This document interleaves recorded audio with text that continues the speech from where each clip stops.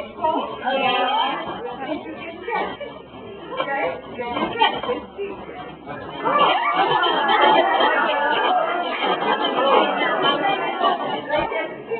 Don't ask him for it. All right. So when I throw the ball and you catch it, you're going to tell us your name, your age, and then we're going to ask you questions because we want to know you.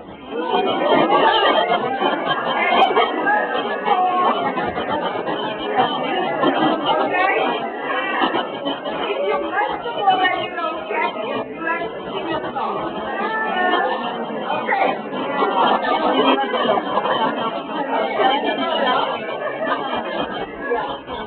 All right. My name is Megan. I'm 25 years old. What do you like to eat? Popcorn. Okay, can we stop? Okay, let's stop.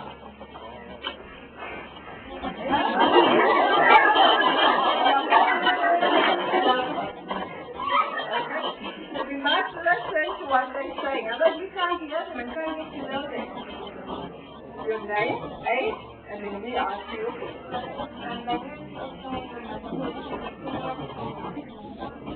Tell me what makes you very happy. Singing. Oh, amazing.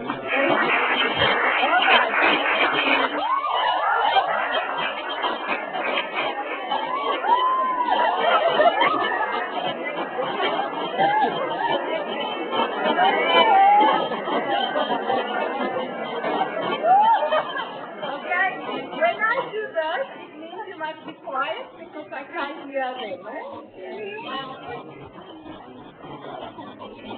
I'm waiting now.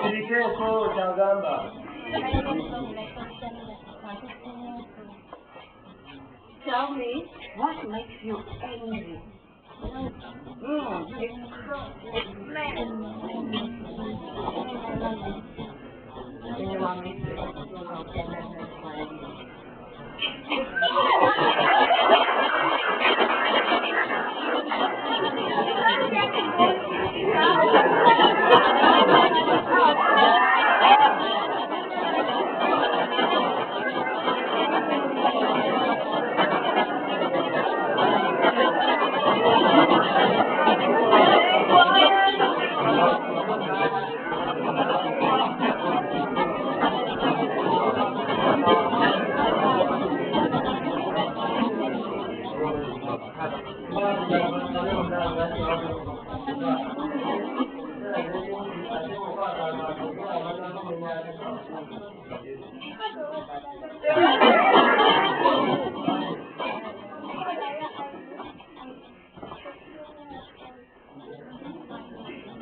What do you like to do most?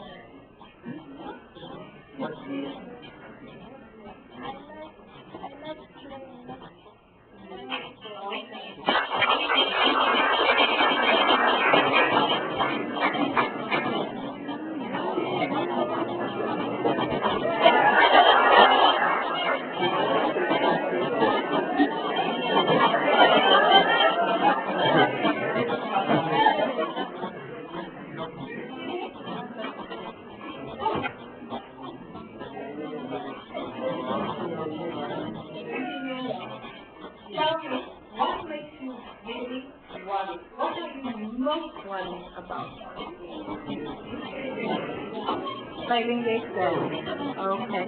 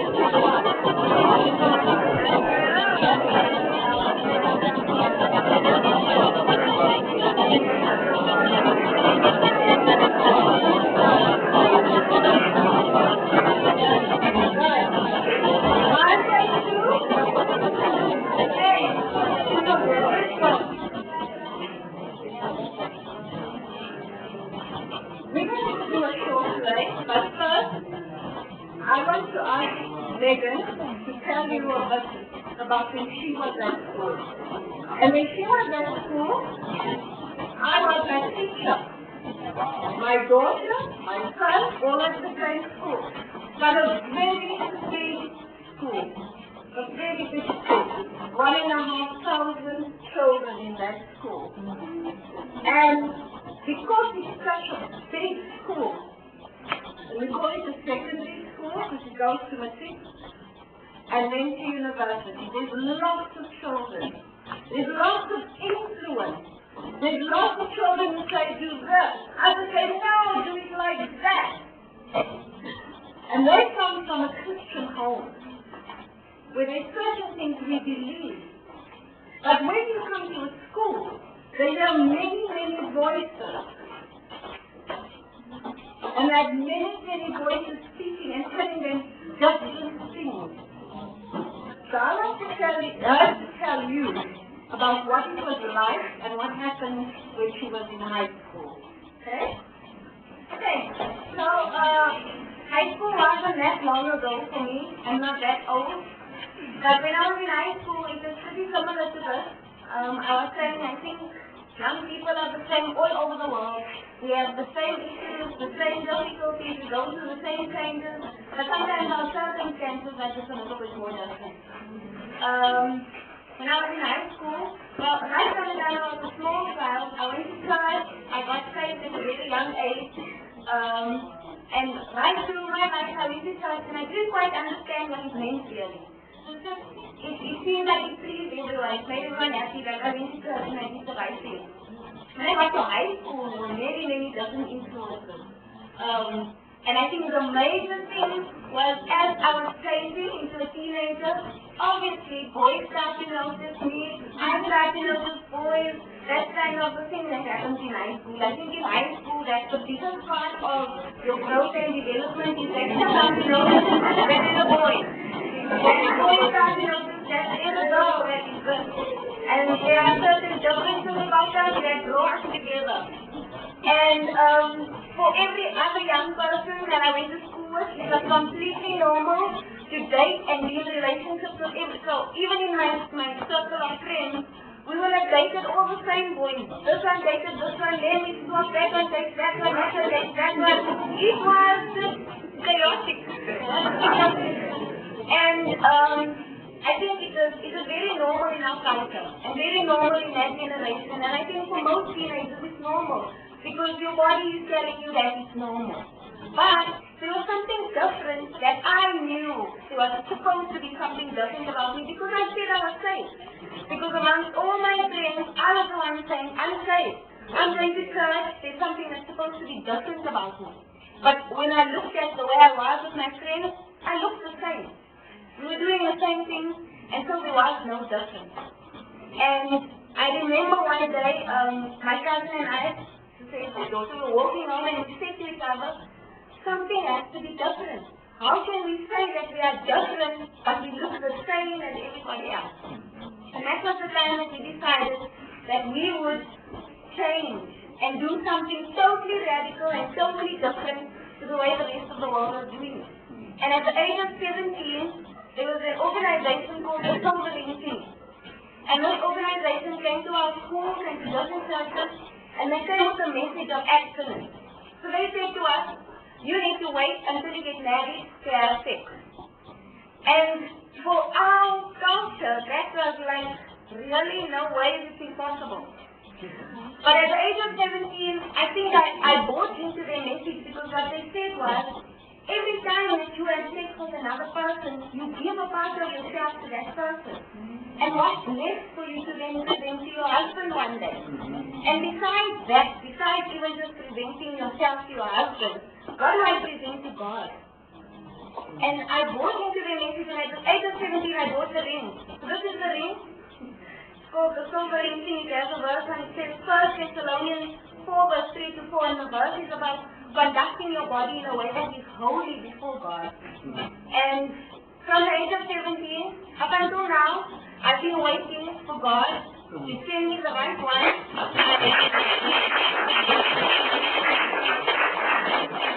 And I made the choice to abstain until marriage.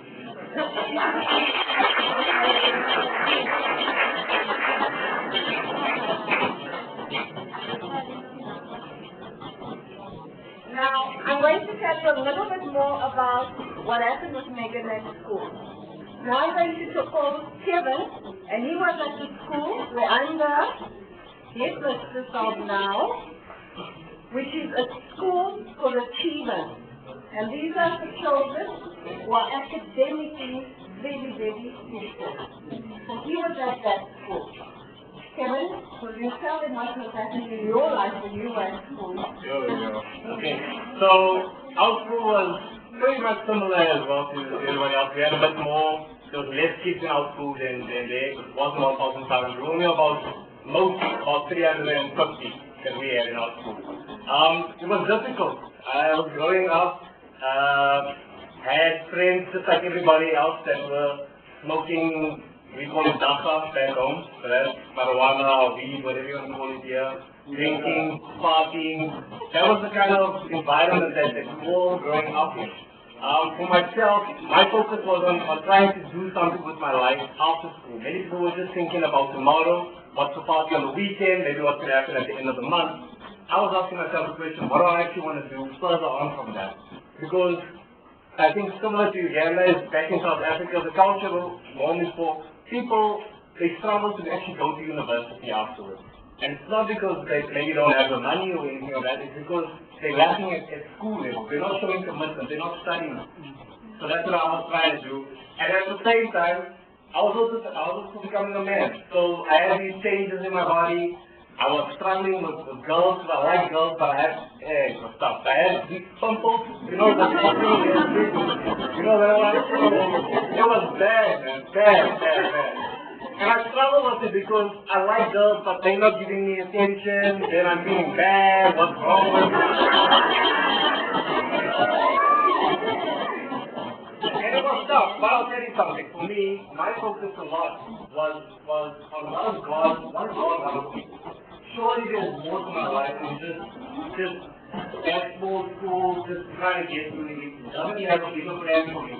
And I made a commitment even back then to say, God, what's your plan for me? And I studied, and eventually I got through school, got to university, and I'm now an accountant, as I said, I'm in start. Wow.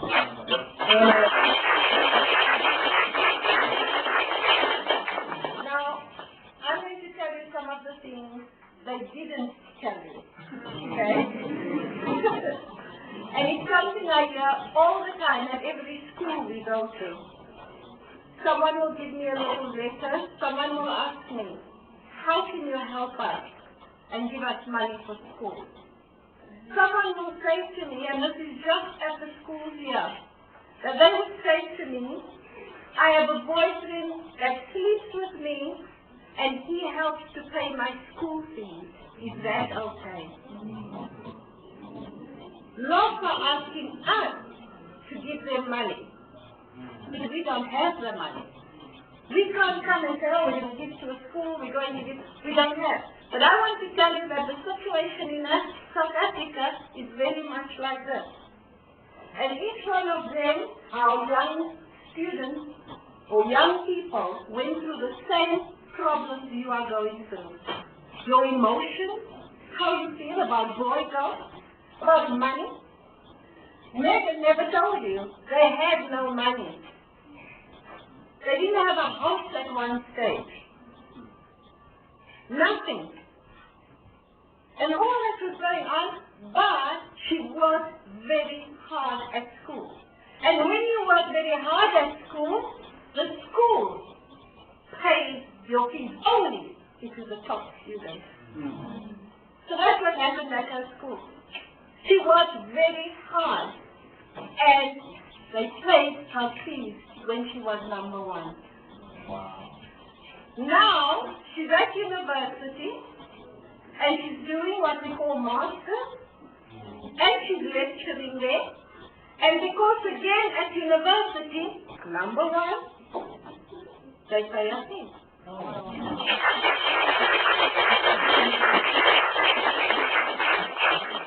Then Kevin, you recall, it's the year when I think you call it, he was a candidate. And he must write his final exam. His father wasn't there, and his mother died when he was going to write his final paper, final national paper. And that year, I believe, because they have God in their lives and they trust in God, he was the number one candidate. And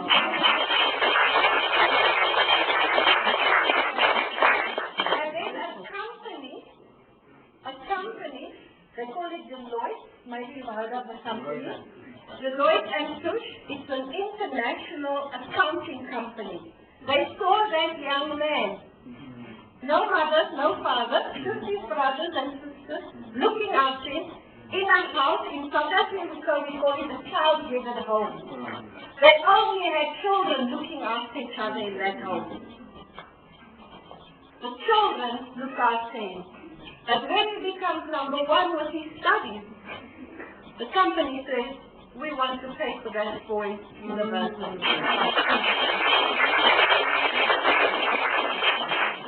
So don't think we come from South Africa, we got better. No.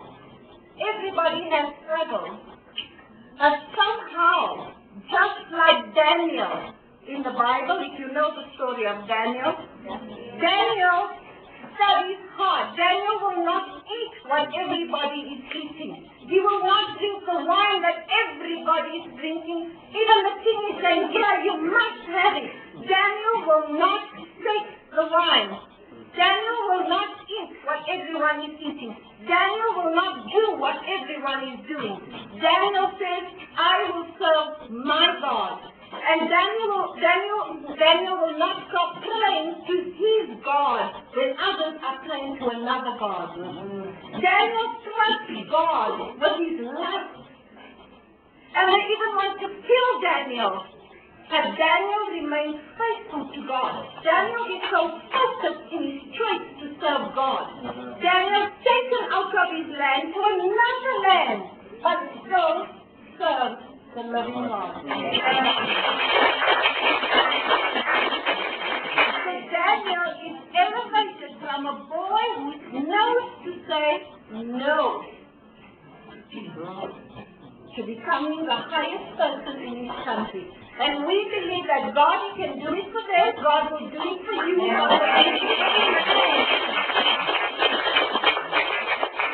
So today, we're going to have a little play and show you what happens at our school.